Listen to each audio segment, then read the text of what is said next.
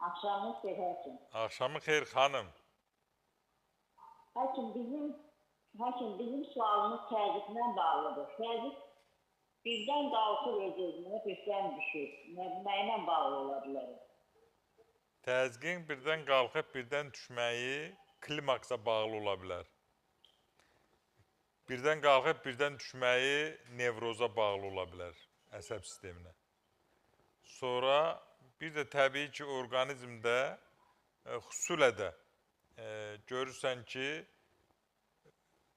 təzyiqin biz hər zaman deyirik, növləri var. Orada bir var adi təzyiq, bir var beyin mənşəli təzyiq, bir var adi təzyiq, yəni ürək mənşəli təzyiqi nəzərdə tutun. Beyin mənşəli təzyiq var, böyrək mənşəli təzyiq var. Yəni, haranın patologiyası olanda böyrək mənşəli təzyiq, məsələn, hamısının nə ilə fərqlənir? Olur 160, 140-a, 130-a. Yəni, o arada olan, yuxarı ilə aşağının arasında olan məsəfə çox kiçik olur. Və yaxud da 120-nin 100-ə. Ürək təzyiqində olur. 120-nin 80-ə, 200-ün 100-ə. Yəni, arada fərq çox olur. Və bununla əlaqədar da mütləq mənada mən həmişə deyirəm, çox sağ olun sualınıza görə. Hər zaman deyirəm ki, təzyiq səssiz ölümdür. Mənim qorxduğum yalnız təzyiqdir. Təzyiqdən sonra şəkərdir ki, komaya sala bilər, öldürə bilər. Təzyiq qoruyanda ən gözəl xəstəlikdir, gündəlik.